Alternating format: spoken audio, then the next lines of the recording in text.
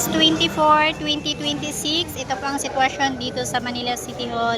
Alam niyo, simula nung naging vlogger ako, si Mayor Isko lang nakita kong nagpagawa dito sa Manila City Hall. Kasi ito kasi binabaha to tuwing umuulan. Dati hirap kaming maglakad dito pagka umuulan kasi yung baha umaabot para sa akin sa baywang na. Pero sa mga matatangkad sa ano lang sa tuhod.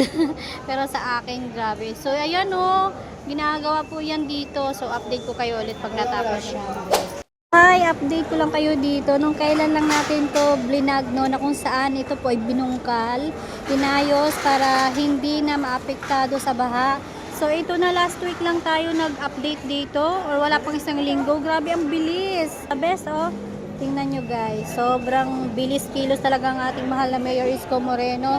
Tapos nakaagad oh. Diba? Grabe, ganun kabilis kilos talaga ang pamumuno ng pamahalaang lungsod ng Maynila.